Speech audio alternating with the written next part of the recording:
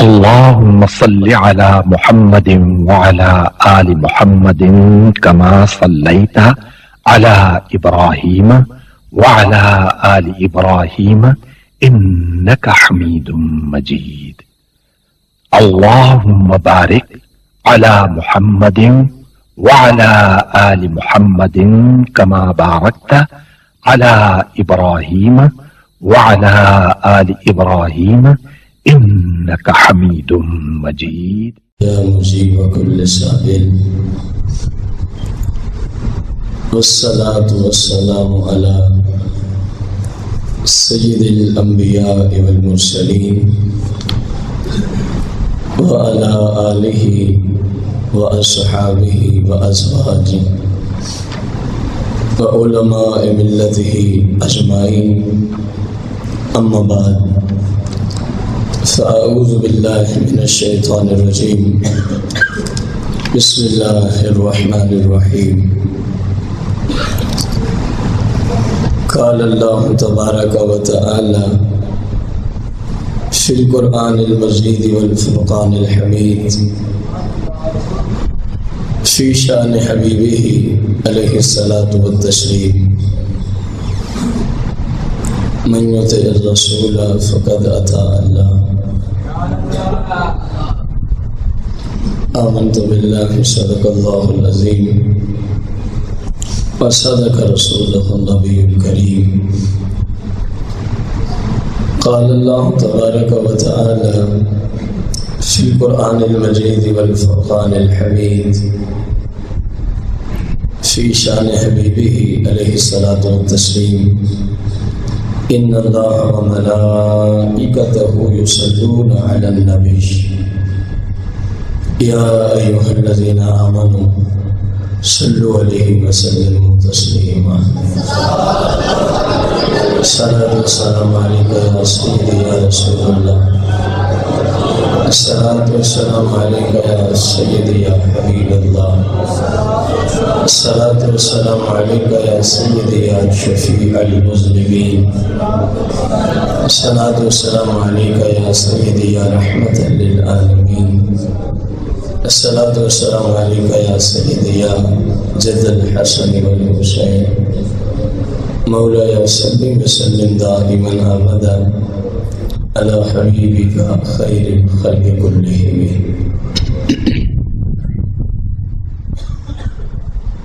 حمد و صلاۃ کے بعد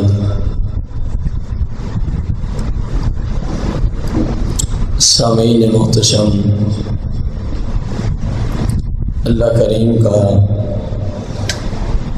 لاتعداد مرتبہ احسان ہے کہ میں اور آپ آج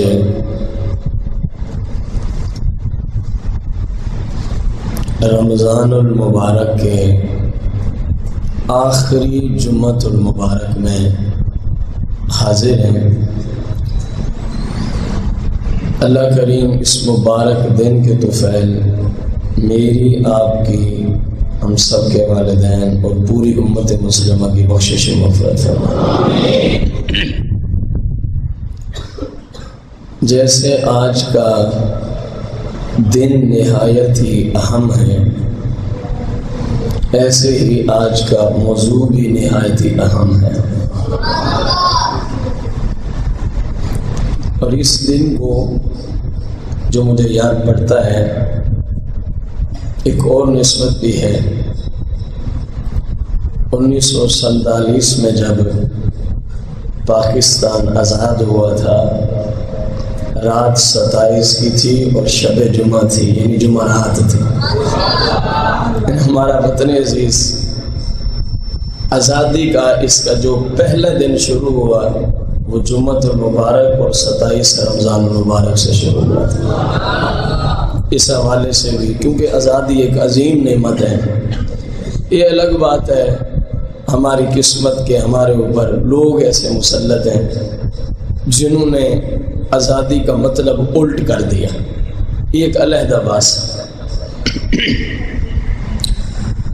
موضوع یہ ہے جس کا معال بنتا ہے اہل سنت کے دینی مدارس، آج مالی پریشانی کا شکار کیوں ہیں؟ کئی جامعات ہیں آپ کے ملک میں جو مالی پریشانیوں کی وجہ سے بند ہو چکے ہیں. ایک تعداد ہے ان جامعات کی. اہل سنت کا پیسہ بدقسمتی سے جس کام کو وہ نیکی سمجھ رہے ہیں کہاں لگ رہا ہے اور کہاں لگنا چاہیے تھا، شریعت کا تقاضا ان سے کیا ہے اور یہ اپنے پیسوں کو کہاں اڑا رہے ہیں، حالانکہ یہ اس کام کو نیکی سمجھتے ہیں جبکہ اسلام اس کو نیکی. میں بات کروں نا اپنی تو بہت سارے، کیونکہ باتیں آ جائیں ذرا ایسی، بہت سارے میرے سنی بھائی مجھ سے خفا ہوں گے، لیکن اگر میں جملہ یہ بول دوں کہ جو میں کہہ رہا ہوں قرآن و حدیث سے ثابت کرنے کا ذمہ دار بھی ہوں، اور جس ہستی کو آپ امام اہل سنت کا لقب نہیں دیے ہوئے، امام اہل سنت مجدد دین و ملت مولانا شاہ امام احمد رضا خان رضی اللہ تعالی عنہ، آپ کا فتاوی میرے سامنے ہے، میں وہ باتیں اس سے بھی دکھا سکتا ہوں. کہاں لگ رہے ہیں، کہاں لگنے چاہیے؟ لگنے تو چاہیے اللہ کے پاک محبوب علیہ السلام کی دین متین کی تبلیغ پر، دین متین کی اشاعت پر.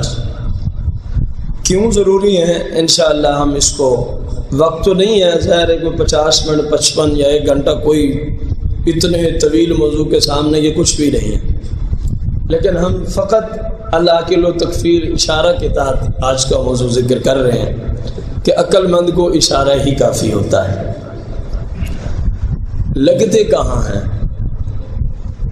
نمبر 1، میرا یہ نظریہ ہے، کیونکہ یہ اہل سنت کے معمولات میں سے جائز کام ہے کہ کسی سنی سید کی مزار شریف پر، کسی سنی بعمل عالم کے مزار پر، کسی اللہ کے نیک بندے جو مسلکاً اہل سنت ہو، اس کی قبر پر چادر چڑھانا اس وقت جائز ہے جبکہ اس میں شریعت کے خلاف کوئی کام نہ ہو. یہ اعلیٰ حضرت نے بھی فتاوی رضویہ جلد 23 کے اندر فرمایا کہ چادر چڑھانا بس جائز ہے، شرط یہ ہے کہ اس کی وجہ سے کوئی شریعت کے خلاف امور. کتنی چادریں ایک مزار کو درکار ہیں؟ آپ خود گواہی دیں گے نا تو امید ہے پھر آپ ناراض بھی نہیں ہوں گے. ایسے ہے نا، اعلیٰ حضرت کے جملے یاد رکھیں، اور یہ بات بھی ذہن میں رہے، ہمارے ہاں کیونکہ علم کا فقدان ہے، دین سے دوری ہے، احکامات کا علم نہیں ہے. ہمارے یہاں کوئی فرض ہے، واجب ہے، سنت ہے، مستحب ہے، نفل ہے، جائز ہے. عوام الناس میں سے اکثر کے نزدیک ایک ہی حکم ہے، جیسے نماز ضروری ہے ایسے ہی چادر چڑھانا ضروری ہے ان کے ہاں. بلکہ بہت سارے ایسے ہیں نماز کی خیر ہے، چادر کی قضا نہیں ہو سکتی. بہت سارے ہمارے مسلک میں ایسے مسلمان بھی آپ کو نظر آئیں گے. میں اس حوالے سے اپیل کرنا چاہوں گا، ایک جملہ بولنے کے بعد ہم حضور داتا گنج بخش رضی اللہ عنہ کی بارگاہ قدسیہ میں حاضری کے لیے جاتے ہیں، اور جانا چاہیے، اور جانا شریعت کے دائرے میں رہتے ہوئے.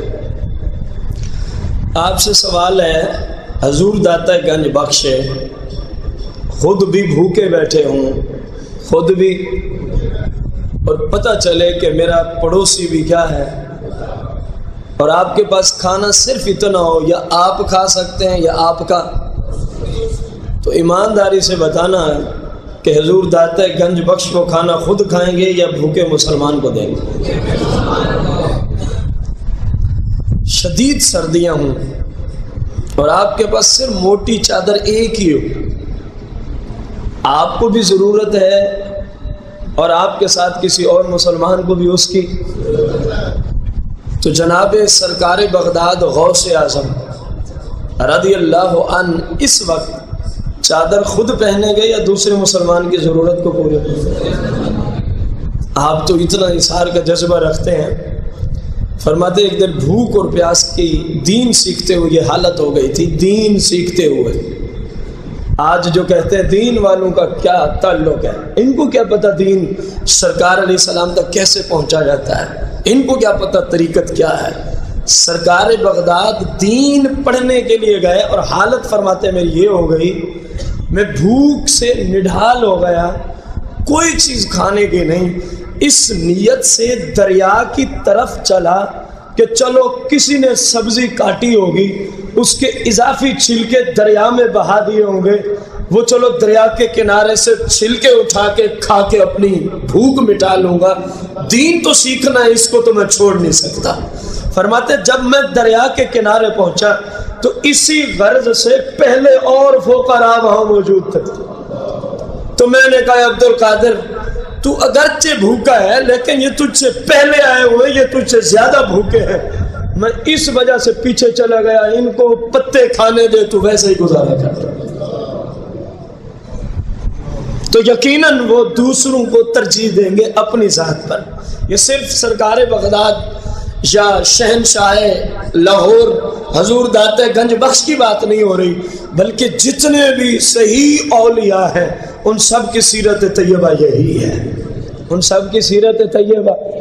اور ہماری حالت کیا ہے؟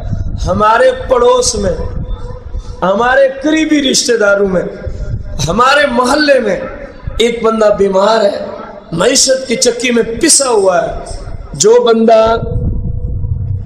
اپنی میڈیسن خرید نہیں سکتا، ڈاکٹر کو اپنا چیک اپ کرا نہیں سکتا، ہمیں پتہ بھی ہے سردی گرمی کے اس کے پاس کپڑے نہیں ہیں، اس کے پاس گھر میں چولہا چلانے کی اتنی بھی معیشت کا نظام نہیں ہے، ہمیں باوجود علم کے اس کی یہ حالت ہے، ہم یہاں سے چلیں گے اور کراچی میں جا کے کسی بزرگ کے دربار پر 500 کی 1000 کی 2000 کی چادر چڑھائیں گے اور پھر ہم پھولے نہیں سمائیں گے۔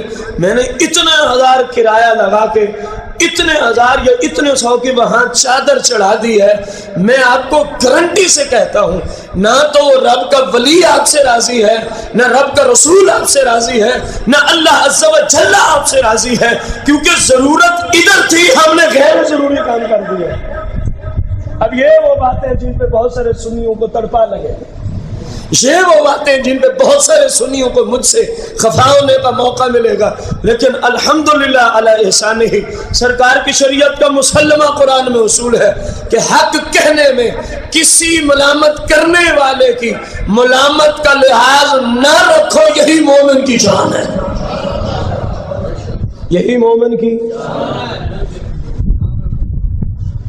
اب وہ چادر جو ہم چڑھا کے، میں نے پہلے کہا کہ کسی بھی اللہ کے نیک بندے سید زادے جو سنی ہو، عالم جو بعمل سنی ہو، اس کے مزار پہ آپ ایک چادر چڑھا دیں تاکہ امتیاز رہے، تاکہ کہ یہ اللہ کا نیک بندہ ہے، ولی ہے، عالم ہے، سید زادہ ہے۔ اب جب اس کو ضرورت پڑے نا دھونے کی، اس کو دھو کے دوبارہ ڈال دو، اس کو دھو کے۔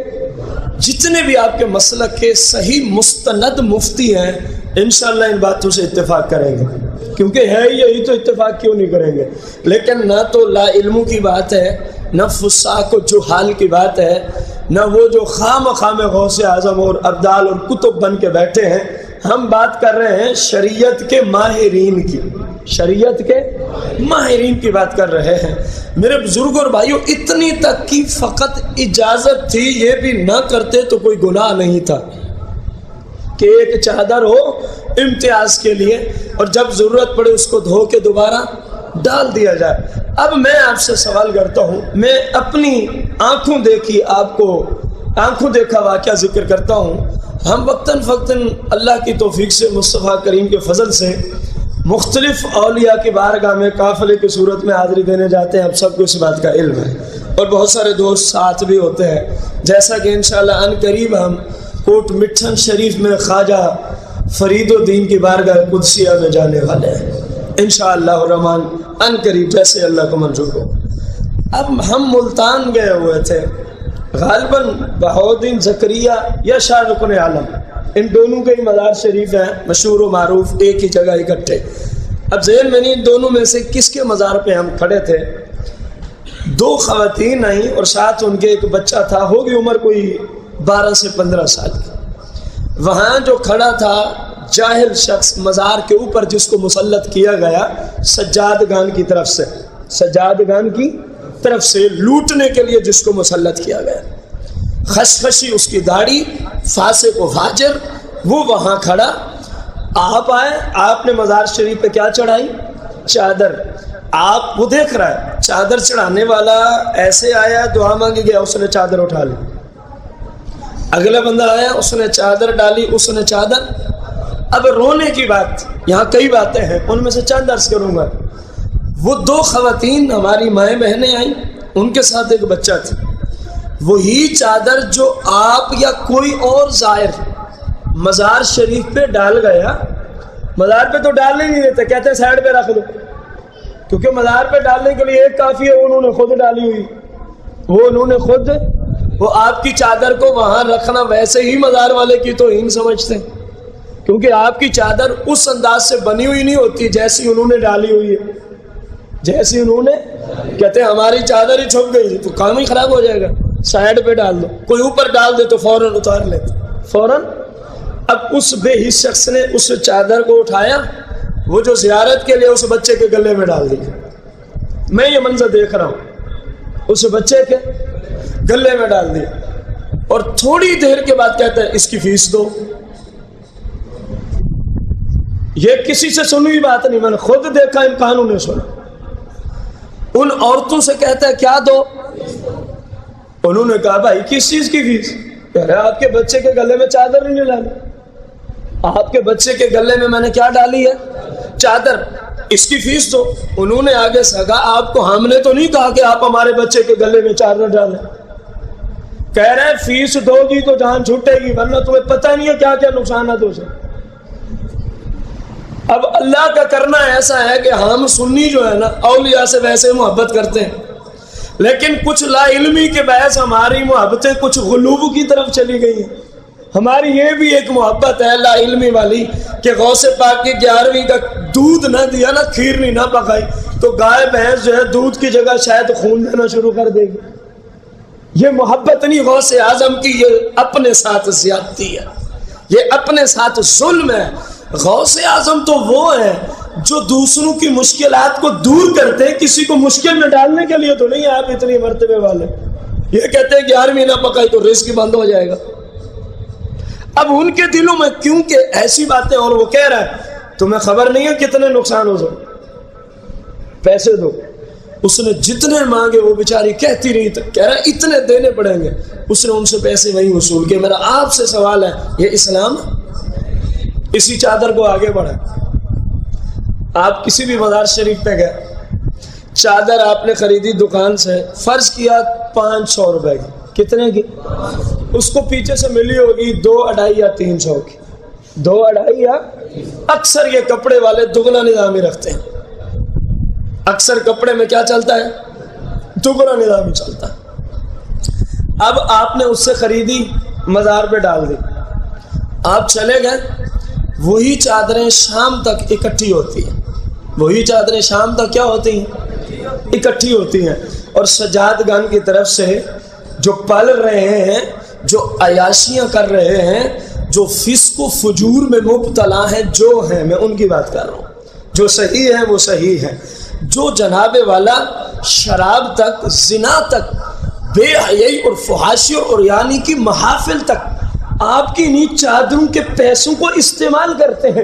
رقص و سرور کی محافل پہ آپ کی چادروں کے پیسوں کو خرچ کیا جاتا ہے، عورتوں اور مردوں کے اختلاط والی مجالس سجا کے ان میں ناچنے والے لڑکے جن کو لوگ کہتے ہیں یہ نعت سنانے ہیں، ناچنے والے مرد جن کو لوگ کہتے ہیں یہ تو نعت پڑھنے آیا تھا، میں نہیں کہہ رہا، اعلیٰ حضرت کا فتویٰ اس کے بعد آنے والا ہے، یہی آپ کے ان چادروں کے پیسوں سے مردوں عورتوں کو نچواتے ہیں، مردوں عورتوں سے اکٹھا گناہ کرواتے ہیں۔ میں آپ سے پوچھنا چاہوں گا، جب شام ہوتی ہے یہی چادریں کیا مارکیٹ میں دوبارہ نہیں بکتی؟ ذرا بلند آواز سے گواہی دیں گے؟ یہ ضرورت ہے، یہ اہل سنت کا مسلک ہے، یہ اہل سنت کی تعلیمات ہیں۔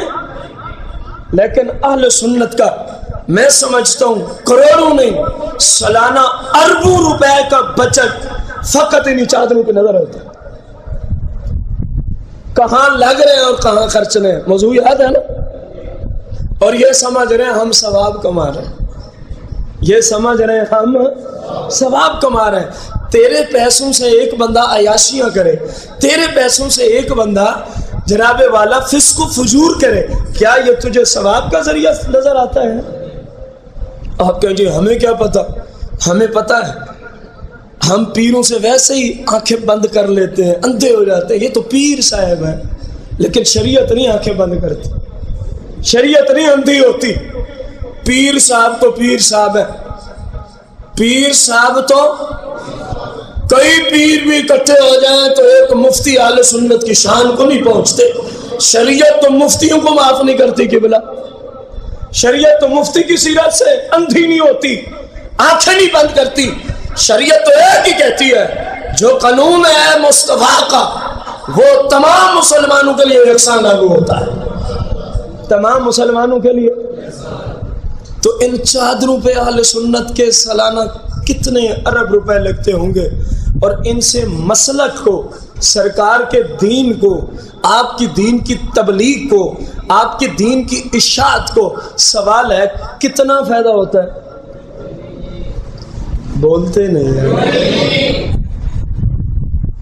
کاش کہ ہمارے مسلک والوں کو سمجھ آ جائے کہ یہی پیسے اگر فقط یہی ایک شعبے کے چادروں والے پیسے فقط جو ضائع ہو رہے ہیں، جو لوگ سجادگان عیاشیاں کر رہے ہیں، بد مستیوں والی زندگیاں گزار رہے ہیں اور چوڑے ہو کے پڑے رہتے ہیں، نہ نماز ہے، نہ روزہ ہے، نہ زکوٰۃ ہے، نہ حج ہے، نہ کوئی پردے کا انتظام ہے، بس صرف ایک ہی دھن ہے کہ ہماری عزت ہو اور مرد بچے بچیاں آئیں، ہمیں سجدے کریں، ہمارے پاؤں چومیں، ہمارے ہاتھ چومیں، حتیٰ کہ ہمارے گھر کے کتوں کو بھی چومیں۔ کیا یہ اسلام ہے؟ اسی چیز کا نام طریقت ہے؟ اگر کسی کو سمجھ نہیں آ رہی تو چلو میرے ساتھ کرایہ فقیر لگائے گا، جس کے سجاد جو مستثنا ہے وہ شاید 1000 میں ایک دو دربار والے، 1000 میں ایک دو۔ اب چلیں کسی مزار پہ آپ ہاتھ رکھیں جس کے سجادگان آپ کی سمجھ میں ہو، ظہر کی نماز آپ وہاں ادا کریں، گھر بھی ان کا قریب ہو، عصر کی نماز آپ وہاں ادا کریں، گھر بھی ان کا قریب ہو، مغرب وہیں ادا کریں، عشاء اور فجر، مجھے بتائیں کتنے سجادگان تشریف لائیں نماز میں؟ اب بولتے نہیں ہیں۔ ہم تو مختلف مزارات پہ الحمدللہ کثیر بار حاضری دے چکے اور انشاءاللہ جب تک زندگی دیتے رہیں گے۔ میں سمجھتا ہوں اولیاء کی بارگاہ میں جانے سے رب اپنے محبوب تک بندے کو پہنچا دیتا ہے، ڈائریکٹ بندہ سرکار تک پہنچ ہی نہیں سکتا، پہلے جو سرکار کے نائبین ہیں ان کی بارگاہ میں جانا پڑتا ہے، ان کی بارگاہ میں جانا پڑتا ہے، پھر ان کی بارگاہ میں بندہ جاتا ہے تو سرکار کرم فرما دیتے ہیں، سرکار مدینہ کرم، کیونکہ ڈائریکٹ ہر وقت تو ہم روضہ رسول پہ جا نہیں سکتے، اور یہ وہ لوگ ہیں جو ہر روز سرکار کی کچہری میں ہوتے ہیں، حقیقی اولیاء ہر روز سرکار کی کچہری میں حاضر ہوتے ہیں۔ اب نہ ان کی ہاں نماز ہے، چلو ان کے مزارات کو بھی چھوڑو، وہاں پہ جو ان کے سجادگان ارد گرد اس معاملے کو چھوڑو، آپ کے ہاں بھی تو وقتاً فوقتاً سجادگان تشریف لاتے رہتے ہیں۔ غلط بات ہو تو آپ کو اجازت ہے کھڑے ہو کے مجھے ٹوک سکتے ہیں، آپ کی بارگاہ میں سجادگان کا نزول ہوتا ہے، کتنی نمازوں میں نظر آتے ہیں محلے کی مسجد میں؟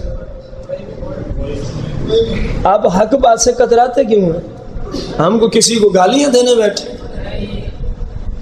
وہ بندہ پیر ہونے کے سجادہ نشین ہونے کے قابل ہے جو خود فاسق و فاجر ہے، جو خود نماز نہ پڑھے، جس کی داڑھی سرکار کی سنت کے مطابق نہیں ہے، جو رمضان کے روزے تک نہیں رکھتا، جو عورتوں مردوں کو جناب اکٹھے بٹھا کے ان کو جناب والا عورتوں سے اپنے جسم کو دبواتا ہے۔ خدا کے بندو سوچو تو صحیح، یہ اہل سنت کا مسلک ہے۔ یہ ایک شعبہ جس پہ امت کے پیسے اربوں روپے سالانہ لگ رہے ہیں، اہل سنت کے اربوں روپے سالانہ لگ رہے ہیں، جن کا مسلک کو کوئی فائدہ ذرا برابر بھی۔ ان اربوں روپے میں سے کاش کہ ایک بندے کی بھی سالانہ اصلاح ہو جاتی تو پھر بھی کچھ بات سمجھ آتی۔ ان اربوں روپے کی وجہ سے کوئی ایک بندہ بھی سالانہ راہ ہدایت پہ آ جاتا تو شاید سمجھ آتی، لیکن یہاں راہ ہدایت پہ کیا آئیں گے؟ نوجوان اور نئی نسل تو مزید گمراہیوں کی طرف جا رہی ہے اسی وجہ سے۔ کاش کہ ایسے ہوتا، ہم کسی غریب کی کوئی ضرورت پوری کرتے اور عرض کرتے مالک یہ غوث اعظم کی بارگاہ میں اصالہ ثواب کیا۔ کاش کہ ایسا ہوتا، انہی پیسوں کا ہم کوئی سوٹ لیتے اور کسی غریب کو پیش کر دیتے اور نیت کرتے یا اللہ یہ حضور داتا گنج بخش اصالہ ثواب کے لیے ہے۔ اب رب بھی راضی، رب کا رسول بھی راضی اور داتا گنج بخش بھی، اور پھر دیکھتے آپ بھلے مزار پہ نہ جاتے، داتا صاحب فیض کیسے پہنچاتے ہیں۔ فیض کام کرنے سے ملتے ہیں، اپنی رسمیں اپنانے سے نہیں ملتے۔ رسمیں اپنانے سے کئی مزارات پہ دیکھا تالے لگے ہوئے، ٹاکیاں بندھی ہوئی ہیں، جناب والا دھاگے لپٹے ہوئے ہیں، کیا ہے منت ہے؟ خدا کا خوف کرو، یہ تو ہندو لوگوں کا مسلک ہے، ہم تو مسلمان ہیں۔ ہم کون ہیں؟ مسلمانوں کا یہ طور طریقہ۔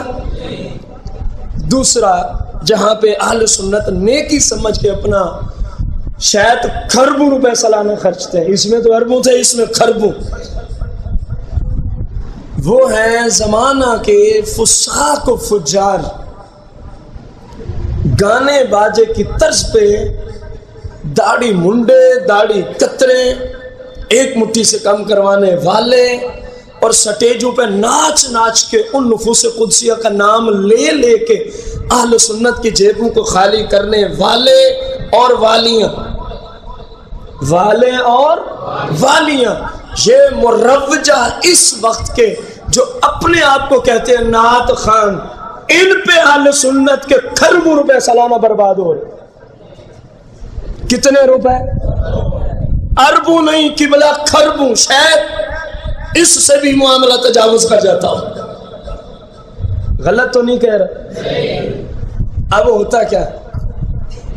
امام اہل سنت رضی اللہ عنہ سے فتویٰ لیا گیا، جس بندے کی داڑھی شریعت کے مطابق نہیں ہے ہم اس سے میلاد پڑھوا سکتے ہیں سٹیج پہ چڑھا کے؟ آپ نے فرمایا وہ تو فاسق ہے، سٹیج پہ آنا تو عزت ہے اور فاسق کی توہین واجب ہے، تمہیں کس نے اجازت دی ہے؟ یہ میرا نہیں، جن کے نام جن کی برکت سے آپ پڑھتے ہیں نا، مصطفیٰ جان رحمت بلا کو سلام، یہ ان کا فتویٰ، اور الحمدللہ ان کا ساتھی نہیں، قرآن و سنت سے۔ قرآن اے میرے سامنے، لا يجوز الاستجار على طاعت كالتذکیر ولا يجب الاجر۔ اندازہ لگا، آپ نے فرمایا یہ جو ہمارے زمانے میں، حالانکہ 100 سال پہلے کی بات کر رہے ہیں، 100 سال پہلے کی بات، یہ جن سے آپ جاتے ہیں جی نعت پڑھنی ہے، کہتے ہیں اتنے پیسے لیں گے، کہتے ہیں اتنے پیسے، فرمائے یہ حرام ہے۔ یہ کیا ہے؟ آپ کسی نعت خان کو دستک دیتے ہیں، حالانکہ اولاً وہ ویسے ہی فاسق ہے، ثانیاً اس کو نعت پڑھنے کی تمیز ہی نہیں ہے۔ جو نعت شریعت میں جائز ہے، مروجہ نعت خانوں میں شاید لاکھ میں کوئی ایک کو پتہ ہو تو میں نہیں کہتا، بقایا کو تو اپنی غسل پہ مسائل نہیں آتے۔ اتنے بڑے جہلا، اتنے بڑے دین سے دور، اور اہل سنت نے، عوام نے ان کو سروں کا تاج بنایا ہوا۔ کوئی کہے گا 2 لاکھ روپے لوں گا علاوہ جہاز کے ٹکٹ کے، اور میرے ساتھ 2-3 چمچے بھی ہوں گے، ان چمچوں کا ٹکٹ بھی آپ کے ذمہ ہے، اور سٹیج کی خدمت جو ہوگی وہ علیحدہ ہے۔ اسٹیج کی خدمت جو ہے وہ. آپ سے ایک سوال، یہ ان میں ایسے بھی ہیں جن کی سرے سے داڑھی نہیں ہے، شیو کرواتے ہیں، ایسے بھی نعت خواں آپ کے مسلک کی زیب و زینت بنے ہوئے ہیں. یہ کتنا رونے والی بات ہے. اب وہ آئے گا ٹائم کے ٹائم، جو ٹائم دیا مجال ہے کہ 1 منٹ پہلے 1 منٹ بعد، پورے ٹائم پہ، جس طرح وہ بک نہیں ہوتی. اب کوئی ناراض نہ ہو تو بس میں نے بہت کچھ کہہ دیا اسی ایک جملے میں. وہاں آ کے اس نے ناچنا ہے. اس نے کیا کرنا ہے؟ نعت نہیں سنانی، اس نے ناچنا ہے. اس نے گانے باجے کی طرز پہ لوگوں کی جیبیں خالی کرنے کی غرض سے نعت سنانی ہے. اور وہ کہہ رہا ہے میں نعت سنا رہا ہوں، حقیقت میں وہ مسلک کو بھی بدنام کر گیا، وہ دین کا نقصان کر گیا. مسلک اہل سنت کے جامعات کا جتنا نقصان آپ کے زمانے میں یہ مروجہ نعت خوان کر رہے ہیں، یقین جانے ہمارے جامعات علم سے عاری اور خالی ہوتے جا رہے ہیں. جب وہاں پہ مال ہی نہیں ہوگا تو کام کیسے چلے گا جامعات کا؟ جامعات خالی سے خالی، اور ان فساد کی آپ اہل سنت کی حلال کی کمائیوں سے لمبی چوڑی ملک و ملک سے باہر کوٹھیاں، لمبی چوڑی گاڑیاں، اربوں روپے کے بینک بیلنس، یہ کہاں سے ہیں؟ یہ سرکار کے نام پہ لوٹ رہے ہیں. اسلام میں ایسے نعت خان کو بلانا، اس سے نعت خانی کرانا، اس کو فیس دینا. اعلیٰ حضرت رضی اللہ تعالیٰ عنہ نے جلد 23 کے اندر فتویٰ دیا ہے قرآن و سنت کی روشنی میں، فرمایا یہ سب گناہ ہے، گناہ ہے، گناہ.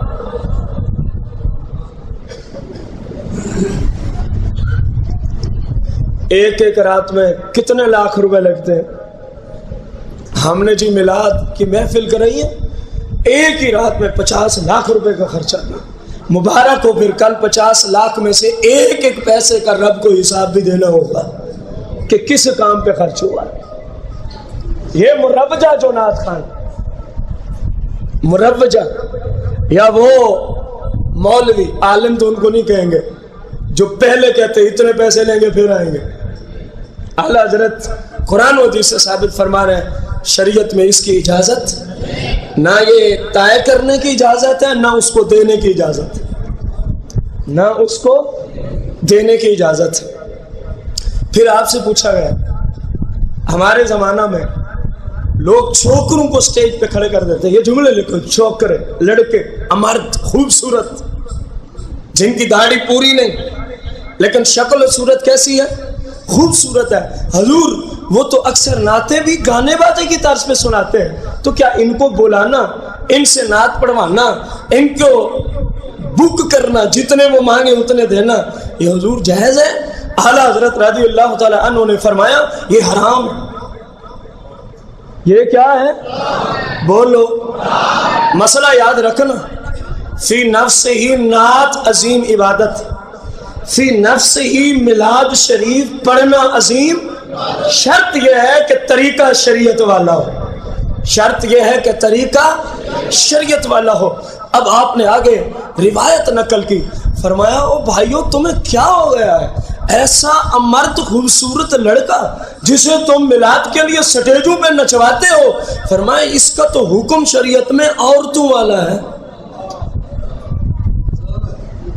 فرمایا کیا عورت کو سٹیج پہ، مردوں کو سٹیج پہ کھڑے کر کے نعت پڑھائی جا سکتی؟ پھر فرمایا بلکہ عورتوں سے بھی معاملہ سخت ہے. فرمایا عورت کے ساتھ تو روایت میں ہے 2 شیطان ہوتے ہیں جو بندہ اس کے ساتھ تنہائی میں جائے تو اس کو تباہ و برباد کرتے ہیں. فرمایا مرد خوبصورت لڑکے کے ساتھ لوگوں کو پھسلانے کے لیے بیک وقت 70 شیطان اکٹھے ہوتے ہیں. فرمایا یہ تم کن سے پڑھوانے چلے ہو؟ یہ کون سی تم نے نعت کا طریقہ نکال لیا ہے؟ یہ کون سا تم نے رسول اللہ کی صفت کا طریقہ نکال لیا ہے؟ نعت تو یہ ہے بندہ ادھر پڑھے نا سب سے اعلیٰ و اعلیٰ، ادھر ذہن سبز گنبد تک پہنچا ہوا ہو، یہ نعت ہے. اس کو کہتے ہیں نعت خوانی.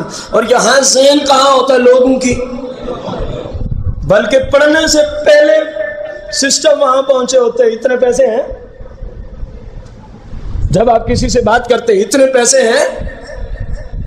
میرا آپ سے سوال ہے، ان فساق و فجار نے جو گانے بازی کی طرز پہ نعتیں پڑھ کے آپ کے مسلک کو کیا کر رہے ہیں اور دوسروں کو ہمارے مسلک پہ کیچڑ اچھالنے کا کیا دے رہے ہیں؟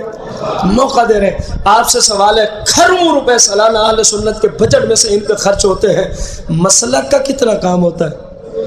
اتنا ہی ہوتا ہے۔ ایک مثال دے دوں، مولا میرا بھی گھر ہوئے تھے اتے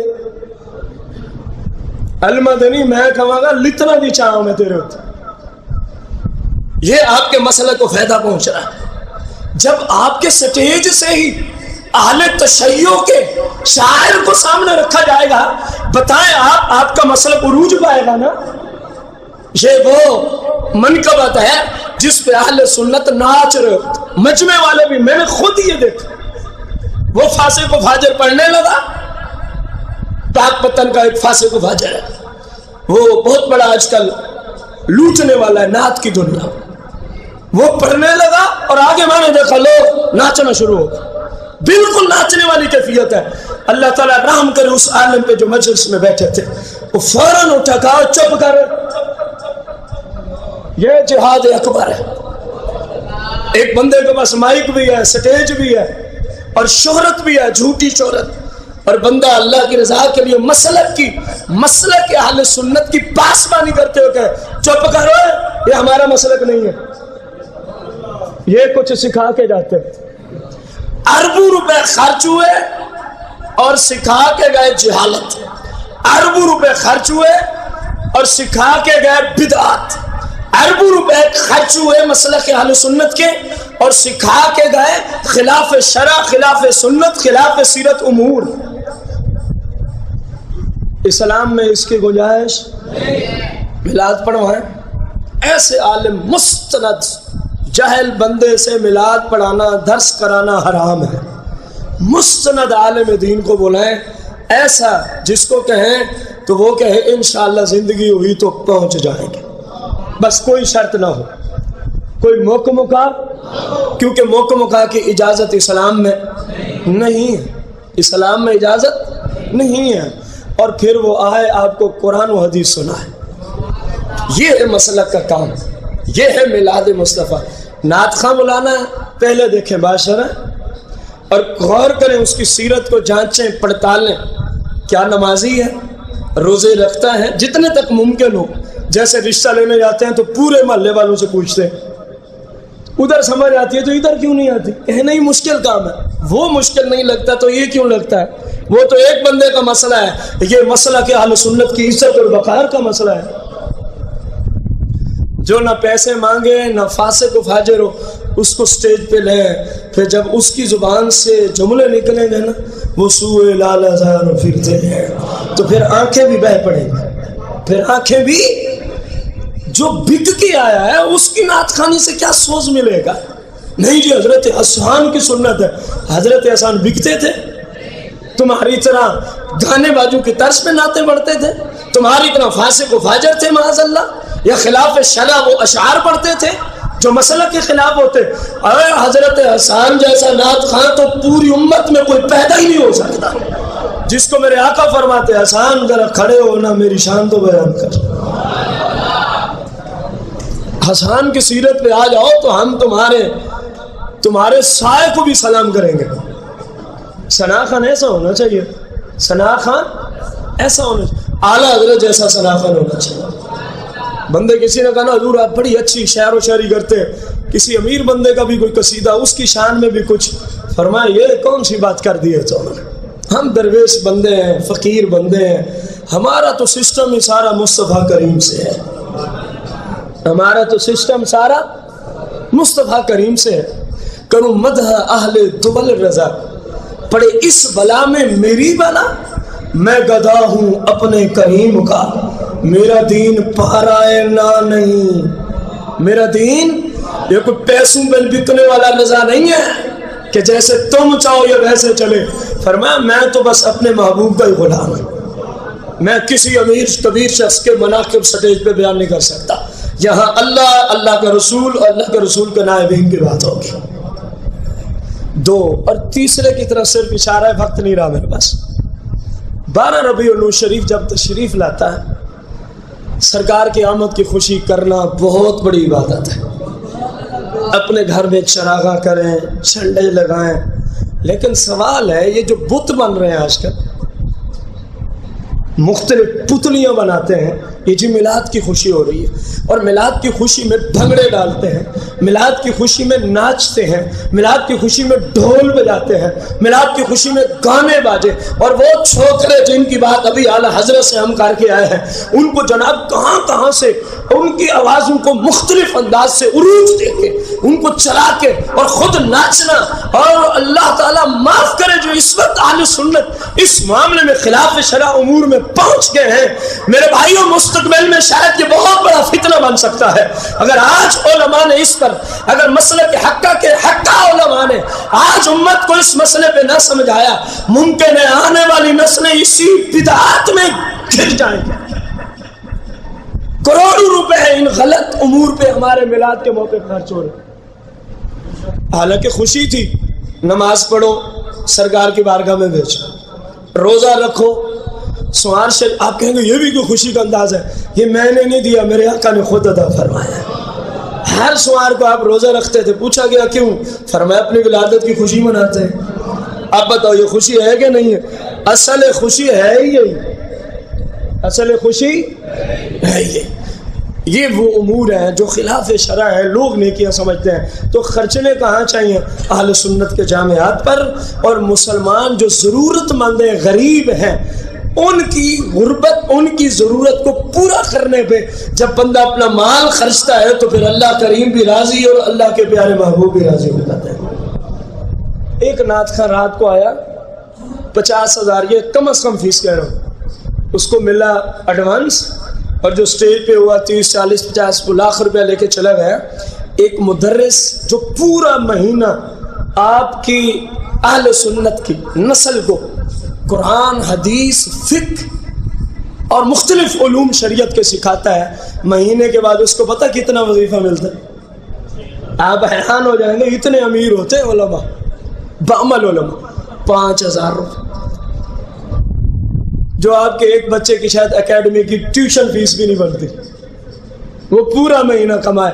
کیا قیامت کے دن رب کی بارگاہ میں ان لوگوں کو جواب نہیں دینا پڑے گا؟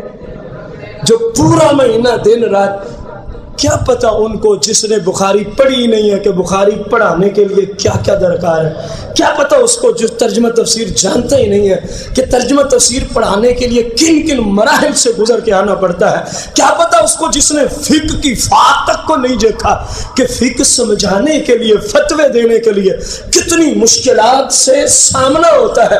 وہ تو یہی کہیں گے بس ٹھیک ہے 5,000 مولانا صاحب کو کافی، آپ کے ایک بچے کی فیس کو کافی نہیں ہے، وہ بھی انگریزوں کی تعلیم پہ، جو آپ کی اہل سنت کی نسل کا رکھوالا ہے۔ جامعاتی ہماری نسل کے مسلکن، ہماری نسل کے رکھوالے اگر ہیں تو جامعات ہیں۔ اگر یہ مدارس نہ ہوتے آج دین کا نام و نشان بھی نہ ہوتا۔ اللہ نے ان مدارس کے ذریعے سے آج تک دین کی بقا رکھی ہے، اور اگر آپ چاہتے ہیں یہ بقا باقی رہے، حد کوشش کر کے جہاں جہاں بھی رہتے ہیں، جہاں آپ ضرورت محسوس کرتے ہیں، بس مسئلہ کہ اہل سنت کا جامعہ ہو، آپ اس کی ہیلپ کریں، دل کھول کے ہیلپ کریں۔ میں آپ کو یہ نہیں کہتا کہ آپ ادارہ غوثی رہے مانا والا کو ہی دیں، میں جو رونا رو رہا ہوں وہ عالمگیر رونا ہے، وہ صرف مانا والا کا نہیں ہے، وہ صرف مانا والا کا۔ میرے بھائیوں بزرگوں اندازہ لگائیں، ایک امام جو 24 گھنٹے ڈیوٹی دیتا ہے، رات 12 بجے جنازہ پہنچو جی، دوپہر 12 بجے ختم ہے، جو آپ خود بھی پڑھ سکتے ہیں، وہ بیچارہ سویا ہوا تھا، پتہ نہیں کتنی کلاسیں پڑھا کے دستک آئی، کیا ہے وہ ختم تھا جی، کیونکہ وہ زمانے کا فارغ ترین بندہ ہوتا ہے، اس کو پہلے بتانے کی ضرورت ہی کیا ہوتی؟ جب اپنے مہمان اکٹھے ہو گئے، جاؤ اس کو پکڑ کے لے، ملازم جو ہے، ملازم کی بھی کوئی حد ہوتی ہے، کوئی 8 گھنٹے کا ملازم ہوتا ہے تو کوئی 12 گھنٹے کا ہوتا ہے۔ یہ بیچارے عظیم بلا میں مبتلا ہو گئے 24 گھنٹوں میں، اور وہ کسی 1-2 کا ہوتا ہے، یہ پورے علاقے کا بیچارہ نوکر ہوتا ہے۔ کیا قیامت کے دن ہمیں جواب نہیں دینا پڑے گا؟ وظیفہ کتنا ہے؟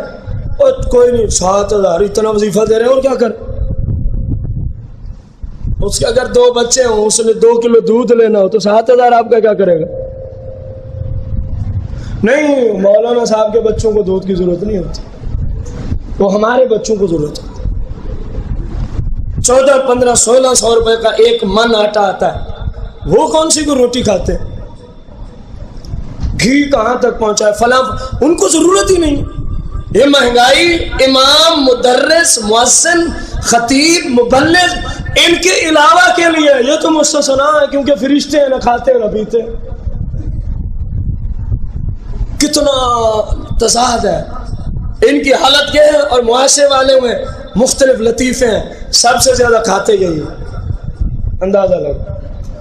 جب مہنگائی کی بات آتی ہے کہتے ہیں ان کو ضرورت نہیں ہے، جب ان کا مذاق اڑانا ہوتا ہے کہتے ہیں کہ مولوی بڑا کھاتے ہیں، تو وہ 5000 سے گھر چلا ہے، آپ کا 30 سے نہیں چلتا، بتائیں انصاف سے، آپ زیادہ کھاتے ہیں وہ زیادہ کھاتا ہے۔ اب آپ ناراض ہوں گے، یہ ہمیں کیا کہہ دیے، ان کو سمجھایا جو ایسی باتیں کرتے۔ بعمل علماء کی غذا ایک عام انسان سے بھی کم ہوتی ہے، اپنے ذہن میں رکھنا۔ بعمل عالم دین کی نیند ایک عام انسان سے کم ہوتی ہے، یہ مسئلہ ہمیشہ ذہن میں رکھنا۔ وہ نہ کھانے کے لیے دنیا میں آتے ہیں صرف، نہ صرف سونے کے لیے آتے ہیں، ان کی ذمہ داری اصل میں کچھ اور ہوتی ہے، جس کو وہ اللہ کے لیے نبھا رہے ہیں، آج نہیں تو کل تو ان کو انشاءاللہ۔ میرے آقا نے فرمایا نا، جب لوگ کھڑے ہوں گے علماء بھی آئیں گے، علماء حق کا بعمل، اللہ فرمائے گا تم ادھر جاؤ، تم ادھر جاؤ، علماء کا گروہ تم ٹھہر جاؤ۔ تم دیکھو ان میں سے کون کون ہے جو دنیا میں تمہارے ساتھ محبت کرتے تھے، ان کو بھی ساتھ جنت میں لے جاؤ۔ میرے آقا فرماتے علماء جس سیاہی سے جناب والا لکھتے ہیں، کیا دین، فتویٰ لکھتے ہیں، شریعت لکھتے ہیں، ان کی سیاہی تو شہداء کے خون کے برابر تولی جائے گی۔ میرے آقا کریم رؤوف الرحیم علیہ السلام سے سیدنا عبداللہ بن عباس، ایک عام مومن جنتی، اور یہ ساری احادیث اس کتاب میں موجود ہیں، میرے پاس وقت نہیں عبارت پڑھنے کا۔ عام مسلمان جنتی اور عالم دین جنتی، کون؟